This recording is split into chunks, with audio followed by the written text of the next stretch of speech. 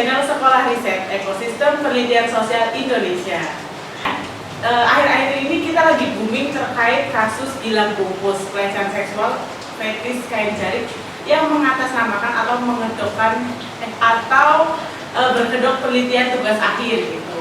Nah sebenarnya dalam tugas akhir itu sendiri tuh apa sih? Apakah hal itu boleh dilakukan gitu? Karena kita tahu bersama bahwasanya kasus itu sudah meng-up dan sedang menjadi fenomena hari ini. Nah kali ini Sekolah Riset sudah kedatangan dua narasumber yang akan membahas mengenai etika dalam melakukan sebuah penelitian. Kita perlu mengetahui etika apa saja sih yang harus diperhatikan sebagai peneliti maupun ketika teman-teman menjadi informan ataupun responden dari sebuah penelitian. Nah kali ini kita sudah kedatangan ada Mbak Ayu dari Arcana Biro, kemudian sebagai psikolog, kemudian juga ada Pak Derajat sebagai kepala sekolah, sekaligus yang akan membahas sebenarnya apa saja yang harus diperhatikan mengenai etika dalam melakukan sebuah riset. Yang paling pertama adalah kita harus tahu dalam melakukan sebuah riset kita harus memperhatikan yang namanya etika dalam penelitian. Saya akan bertanya dulu ke Pak Derajat sebagai seorang sosiolog sekaligus peneliti, apa saja yang menjadi etika dalam melakukan sebuah penelitian. Kira-kira kalau dalam melakukan sebuah penelitian itu apa saja Pak yang harus diperhatikan biar tidak melanggar ataupun tidak berlaku sewenang-wenang? Jadi etika penelitian itu sesuatu pedoman normatif yang terkait bagi seorang peneliti dengan tanggung jawab pada lingkungannya, pada sosialnya. Nah, memang di khususnya ilmu sosial, jarang sekali kita melihat etika penelitian ini serius untuk dikontrol. Ya. Tapi kalau di ilmu-ilmu eksakta, seperti kedokteran, yang menyangkut tentang manusia, hewan, itu tanaman, itu biasanya etika penelitian itu sangat serius. Bahkan ada yang namanya komite etik. Komite etik itu dibentuk secara khusus dengan SK Rektor, dan seorang mahasiswa kedokteran misalnya atau mahasiswa yang berurusan sama rekayasa manusia dan binatang itu harus mendapat persetujuan dari komite etik itu. Kalau dia tidak mendapat persetujuan, nah dia tidak bisa melanjutkan itu. Di dalam ilmu sosial memang hal ini kadang dan sering kali tidak menjadi urusan yang penting. Tapi walaupun demikian, di dalam penelitian itu kode-kode etik masih tetap dilakukan. Kalau yang saya pahami tentang peneliti ya, dalam tanda kutip yang memakai jari untuk rekayasa informannya itu, dia jurusan bahasa Indonesia di Fakultas Ilmu Budaya, sehingga tentu ini menyangkut tentang sosial humaniora kan. Nah di situ biasanya yang masih terkontrol kalau untuk ujian itu biasanya harus ada izin. Tetapi kebanyakan izinnya adalah izin lokasi, bukan izin terhadap informannya. Izin lokasi, bahkan itu harus dilampirkan di skripsinya. Kalau itu tidak ada, disuruh ngulangi gitu. Ada yang disuruh kursus lagi gitu ya. Nah, tetapi ini terkait juga kewajiban etik peneliti terhadap informan yang diteliti. Karena di kasus ini kan yang direkayasa adalah informannya ya. Informannya itu dililit sama jaring ya, dan begitu terbungkus rapi sekali, itu mengakibatkan terjadi resiko terhadap informan ya. Nah di situ mestinya seorang peneliti itu harus menyampaikan kepada informan perlakuan apa yang diterima oleh informan, dan perilaku itu kalau ada konsekuensinya, misalnya dia akan dibungkus. Kalau ada konsekuensi dari pembungkusan itu, misalnya terjadi sesak nafas dan sebagainya, itu harus dinyatakan sebagai tanggung jawab dari peneliti. Ya, dia tidak bisa mengelak dari kejadian-kejadian yang seperti itu. Termasuk juga hasil data yang dia peroleh. Data ini nanti diapakan? Data itu bisa saja pernyataan dia setelah dibungkus, atau foto dia ketika dibungkus, atau berbagai hal yang terkait dengan situasi pada waktu dia dibungkus dan dia tidak tahu, ini harus dinyatakan secara eksplisit dibuat apa. Apakah disimpan secara pribadi, atau ini nanti masuk di dalam laporan, atau ini nanti juga terbuka di publik ketika dia diundang seminar misalnya. Ini harus disampaikan, karena seorang informan harus tahu persis apa yang akan terjadi pada dirinya, baik ketika maupun setelah penelitian itu terjadi. Setelah itu bisa saja ketika lulus, atau setahun setelah lulus, atau bahkan 20-30 tahun ketika dia sudah dewasa dan dia tidak tahu apa kejadian itu. Nah, itu biasanya yang dikontrol. Di samping yang umum adalah etika terhadap pengutipan. Tidak boleh mengutip sembarangan tanpa menyebut namanya. Nah, maka bisa disebut plagiat. Kalau plagiat, walaupun sudah profesor, walaupun jadi rektor, itu akan diturunkan. Dan yang ketiga, yang paling serius sebenarnya, ada misalnya American Sociology Association ya, menyebutkan itu harus ada kejujuran terhadap data. Istilahnya itu data tidak boleh dimanipulasi. Jadi data betul-betul menjadi sebuah input di dalam sebuah riset yang betul-betul harus dijaga baik itu validitasnya, betul-betul ini valid, tidak bercampur dengan yang lain, dan juga ini betul-betul diperoleh dari informan. Sangat menjadi pelanggaran yang sangat serius dalam riset kalau data itu direkayasa, ya, itu dikumpulkan sendiri kemudian diisi gitu ya, atau data itu istilahnya itu dimodifikasi sendiri. Jadi misalnya saya wawancara sama Mbak Imam, saya betul-betul wawancara, tetapi potongan wawancara Mbak Imam saya ambil sedikit, yang lainnya itu sebenarnya pengembangan dari saya supaya arahnya mengikuti kesimpulan saya. Nah, itu juga tidak boleh. Nah, ini etika-etika yang dilakukan, dan itu konsisten untuk seorang peneliti harus melaporkan ke tempat mana meneliti maupun juga kepada informannya. Tapi kalau saya lihat sebenarnya ini peneliti ini kan kalau di penelitian itu namanya participatory action research. Jadi sebuah riset di mana informan dan peneliti itu berpartisipasi, belajar menjadi satu, sehingga informannya diapa-apakan, ya wis nurut, seolah-olah dia memang betul-betul mengalami pembungkusan, padahal kan dia tidak dibungkus sehari-hari kan, tapi dia dibungkus, jadi dia harus ikuti itu. Nah, ini participatory action research ya. Nah, cuma ini masalah menurut saya ini kok kelewatan gitu, orang dibungkus betul, tidak bisa bicara apa sebenarnya data yang diambil ketika orang itu terdiam dibungkus. Ini kan script ya.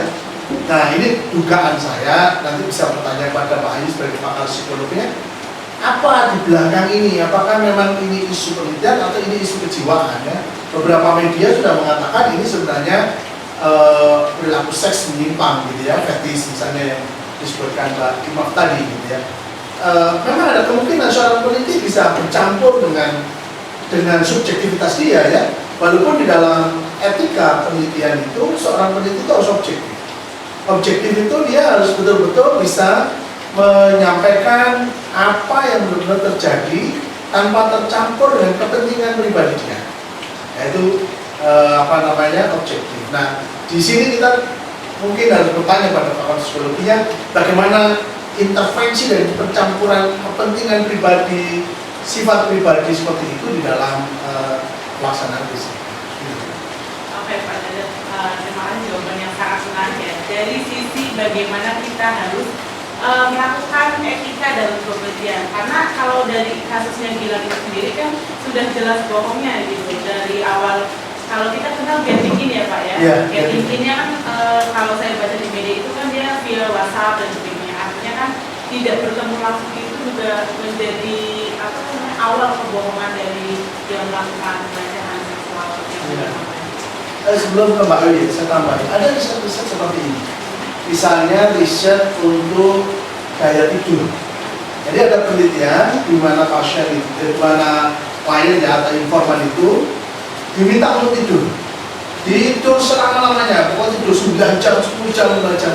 Itu dia diamati ketika dia tidur. Gitu. Jadi malah justru diamati ketika tidak sadar. Ini risetnya itu. Nah, ketika tidak sadar orang kan tidak tahu apa-apa ya. Nah, tetapi ada ketentuan di dalam sleeping test, sleeping observation itu ada video yang merekam seluruh kejadian di situ, termasuk apa yang dilakukan peneliti, sehingga nanti ketika dia terbangun dia bisa membuka kembali apa yang terjadi ketika dia itu.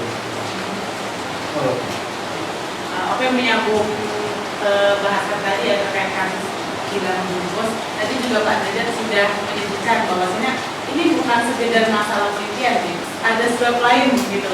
Kenapa ini bisa terjadi dan sebagainya. Mungkin Mbak Ayu ada pandangan sebagai seorang psikolog terkait kasus Gilang Bungkus ini. Sebetulnya saya sudah baca kasusnya kemarin, kan itu sudah banyak dibahas oleh banyak psikolog juga ya, juga sosiolog juga beberapa sudah menyebutkan tentang kasusnya. Kasusnya emang cukup unik ya. Jadi awalnya itu dari Twitter kalau nggak salah. Iya benar. Ya kan, dari thread Twitter saya juga baca itu threadnya di Twitter cukup panjang. Itu semua diawali dari satu orang perempuan ya. Perempuan waktu itu dia bilang jadi laki-laki waktu itu dia bilang dia jadi korban si G, kita sebutnya si G ya, si G ini.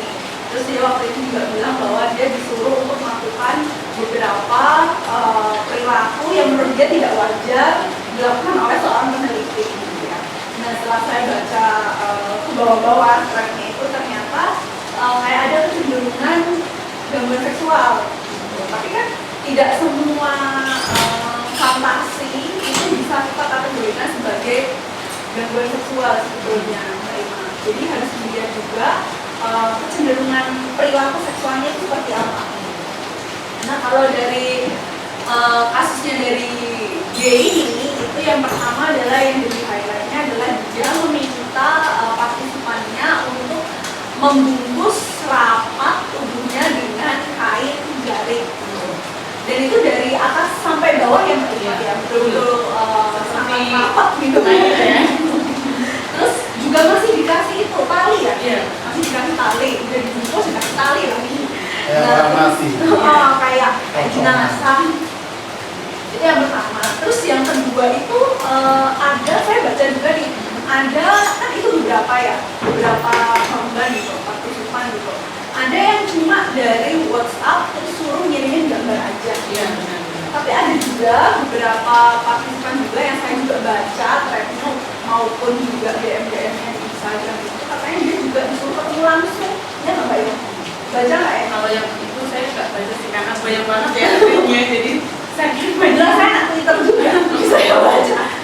Nah, jadi ada korbannya itu yang langsung mereka itu ketemu terus disuruh melakukan aktivitas seksual menggunakan oral seks kan juga ada memakan. Nah, terus kan berarti di sini sudah ada beberapa hal yang sebetulnya itu sudah melanggar norma etika dari penelitian setahu saya ya. Karena di sini pun sebetulnya saya juga termasuk ilmu sosial juga, walaupun juga ada beberapa fakultas psikologi yang masuk ke kedokteran. Ini sebetulnya juga banyak membahas tentang individu. Nah, di dalam penelitian seperti ini setahu saya juga kalau sudah disinggung tentang norma sosial dan lain sebagainya itu juga sebetulnya kan sudah warning gitu ya. Tapi memang kata-kata dari si G ini dalam membujuk partisipannya itu juga seakan-akan sangat mempengaruhi sehingga si korbannya itu jadi mau gitu. Nah, pertama harus dilihat dulu bahwa di sini sudah ada kecenderungan dia untuk gangguan seksual yang sama. Kenapa? Kita lihat lagi. Untuk bisa menentukan sebuah gangguan itu ada beberapa pedomannya kalau dalam ilmu psikologi. Pertama, apakah perilakunya tersebut itu sudah membuat dia distress atau tidak? Terus sudah membuat dia dysfunction atau tidak? Sudah melanggar norma sosial tidak? Terus apakah perilaku dia itu juga sudah mulai mengganggu orang lainnya tidak? Nah, di sini itu kan sangat terlihat bahwa pertama perilaku dia itu tidak seperti kebanyakan orang kan. Kan satu di antara sekian banyak orang yang punya kegiatan seksual seperti itu. Oke, nah kali ini juga kita kedatangan satu peneliti yang akan ikut bergabung kita membahas terkait etika penelitian berkaitan dengan kasus Gilang Bungkus. Nah, ada Mbak Widya Lestari yang juga akan bergabung bersama kita di sini. Ya, silakan masuk Mbak.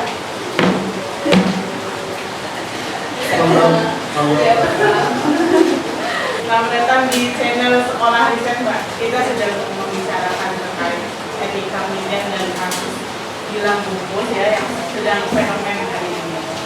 Mbak Ayu, berarti kalau dari penjelasan Mbak Ayu tadi ya, kalau berarti si G ini tuh udah mengarah ke gangguan seksual itu ya Mbak ya, karena sudah mengganggu norma sosial, bahkan juga sudah ini juga sudah menyalahi kalau dari aturan riset pun juga sudah menyalahi. Yang pertama adalah kenapa ini jadi kelihatan ada kecenderungan gangguan seksual adalah pertama seperti tadi dijelaskan, jadi ini walaupun saya juga belum pernah ketemu si G ya sebenarnya ya. Jauh Mbak di Surabaya. Iya, jauh. Nggak tahu ya sekarang. Nah, tapi dilihat dari beberapa komentar dari korbannya, kemudian saya juga lihat foto-fotonya juga dari media sosial, memang ini seperti tidak lazim dilakukan oleh seorang mahasiswa ilmu budaya gitu ya, dengan topik penelitian ini. Nah, pertama adalah dia ini bisa jadi ada kecenderungan gangguan seksual. Kenapa? Karena pertama banyak juga yang bilang bahwa oh ini fetishisme gitu, oh ini ada sadomasochismenya. Ini bisa Apa dipahami. bedanya fetis sama sadomasochisme? Pertama, ini bisa dipahami bahwa di aktivitas seksual itu kan ada yang wajar, ada yang abnormal. Nah, dalam diagnosis gangguan jiwa, kalau di orang-orang psikologi maupun psikiatri, kita biasanya menggunakan pedoman diagnosis gangguan jiwa ini atau PPDBJ ya, untuk bisa menentukan apakah simptom-simptom atau gejala-gejala seseorang itu sudah bisa dikategorikan gangguan atau tidak. Nah, sebelum kita mulai bahas itu, tentunya kita harus tahu dulu pedomannya seperti apa kalau di Indonesia. Nah, pertama dia dari perilaku si G ini, kemungkinan dia itu memang sudah masuk dalam gangguan seksual parafilia. Parafilia adalah gangguan seksual di mana biasanya pelakunya itu punya objek, entah pengalaman, aktivitas seksual yang itu sebetulnya kalau di orang normal itu tidak menimbulkan hasrat seksual gitu. Itu dulu parafilia. Tapi orang-orang yang kena parafilia ini itu dia itu fantasi objeknya, aktivitas seksualnya itu yaitu sebetulnya itu tidak menimbulkan hasrat, tapi dia itu menimbulkan hasrat. Yang pertama, parafilia itu ada banyak, ada yang mungkin kita semua tahu eksibisionisme, biasanya orang memperlihatkan organ genitalnya. Ada juga yang suka mengintip, voyeurisme, terus misalnya fetishisme, ada sadomasochisme, jadi ada macam-macam. Nah, kita akan bahas satu persatu. Banyak yang menyebutkan yang bersangkutan ini itu fetishisme.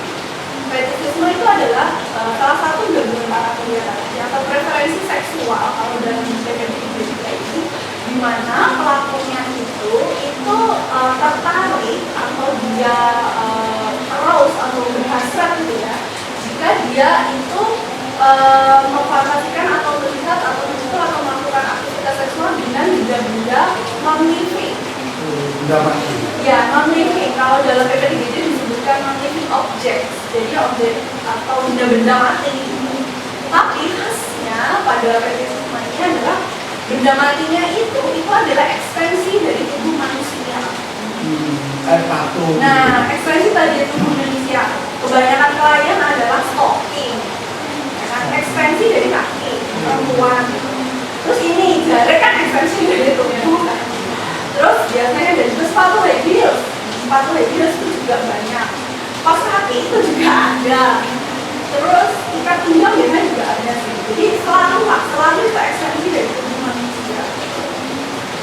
Itu yang pertama. Jadi pertama pedomannya si D ini non living kan. Dia jari gitu.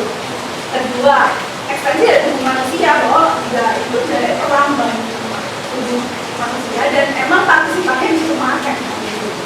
Tapi kalau saya lihat dari data orang tuanya, orang tua itu bilang kalau dia udah tahu bilang si D ini kayak gini saat itu kan. Dan dia emang dari dulu yang gak tertarik sama entah jari, entah sesuatu yang pokoknya yang dia emang semua kayak jari itu kan memiliki objek pertama. Nah terus ada juga nih kita lihat dia tuh nggak hanya sekedar dibungkus, tapi dia tuh diikat-ikat juga yang sampai sesak napas atau kelihatan gitu.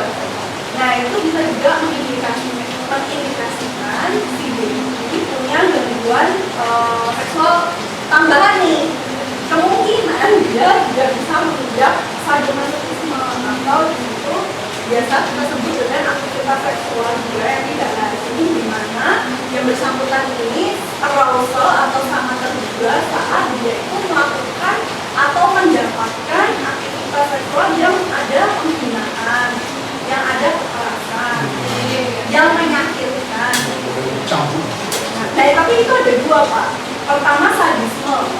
Sadisme itu dia arousal saat dia melakukan penghinaan, kekerasan, penyiksaan pada partnernya. Itu namanya sadisme, atau biasa disebut dengan dominannya.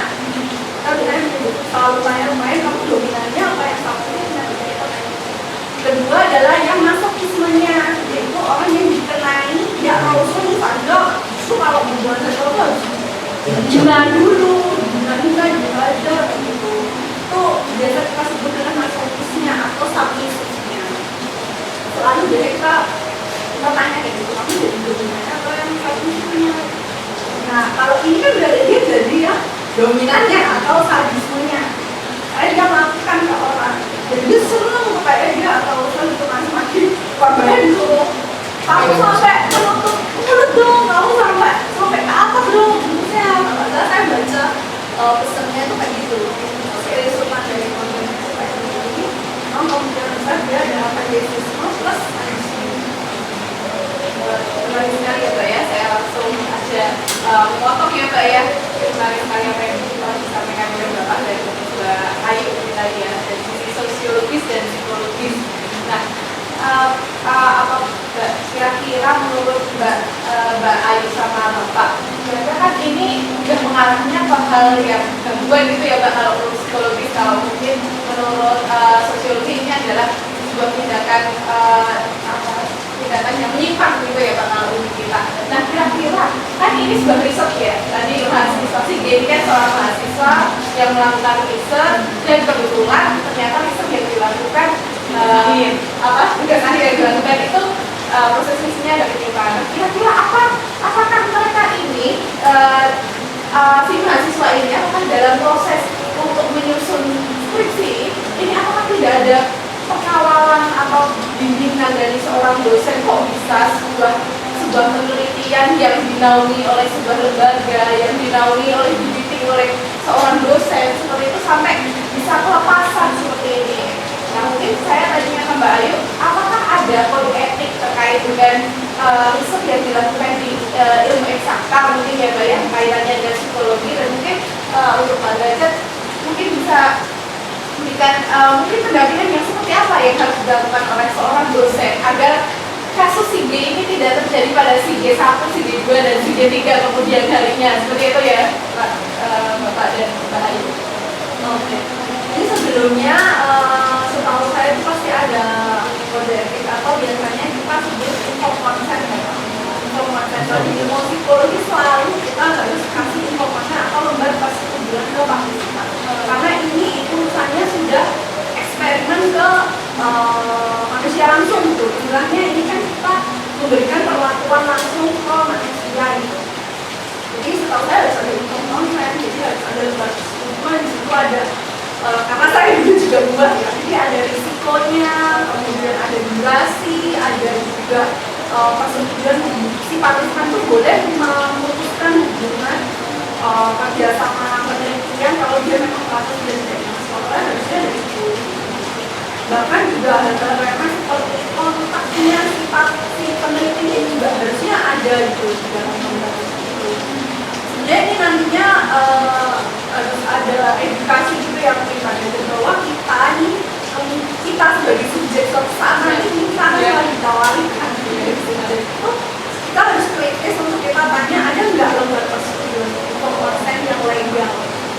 Itu hak kita sebagai partisipan untuk meminta itu. Bahkan lewat G-Form atau Google Form itu kan juga harus ada info konsennya.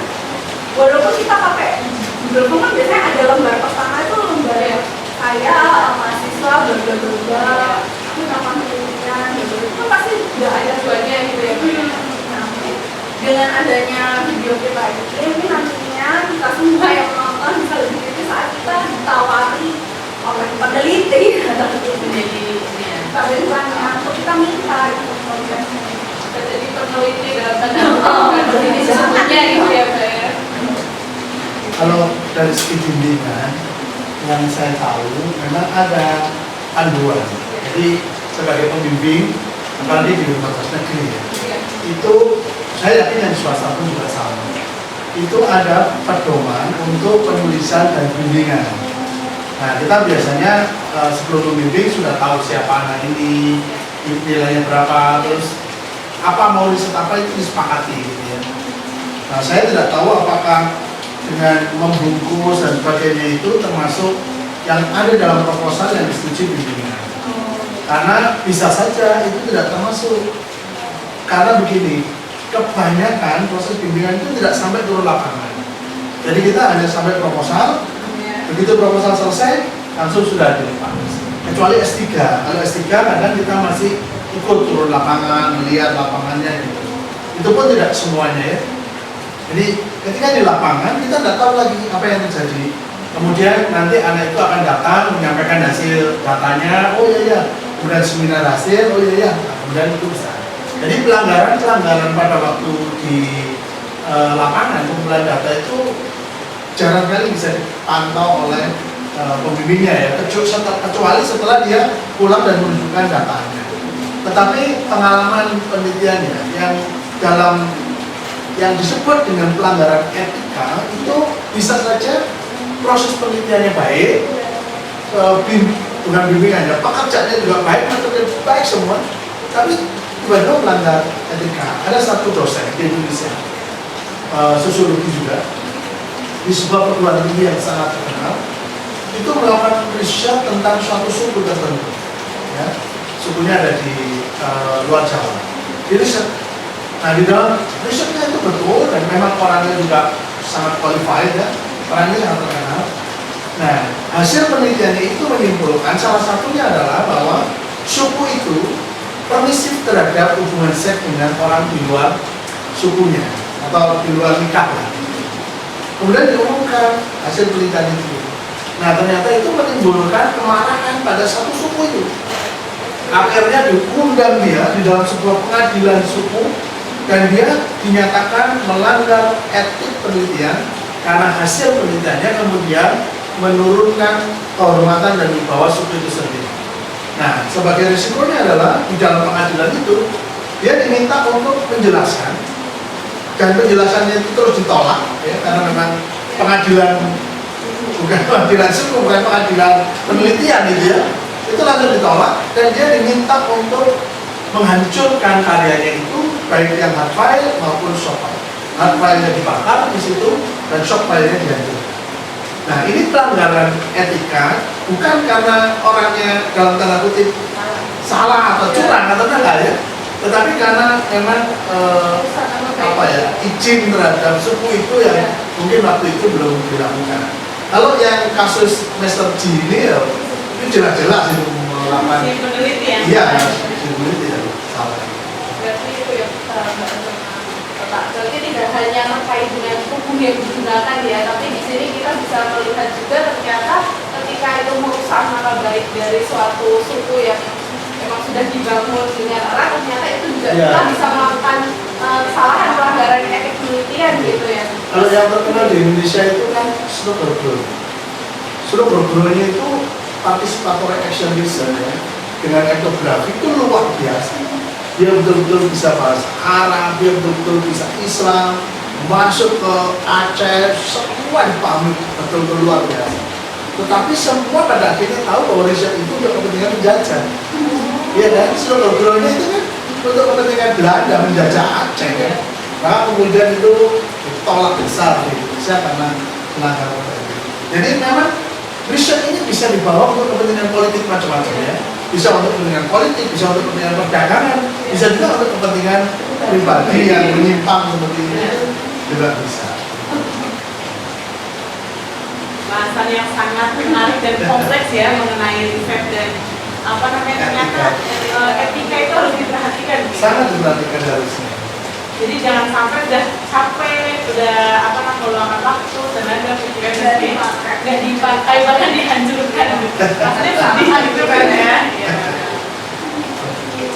Udah sampai sini. Oke. Ya maksudnya Closing. iya. Nah teman-teman semua, tadi pembahasan terkait etika dalam melakukan sebuah penelitian. Jadi pada intinya adalah dalam sebuah penelitian kita harus memperhatikan yang namanya sebuah etika gitu. Baik sebagai peneliti atau ketika teman-teman ditawari sebagai informan atau responden dalam sebuah penelitian itu sendiri. Sampai di sini dulu channel Sekolah Riset. Sampai jumpa di lain kesempatan. Dadah.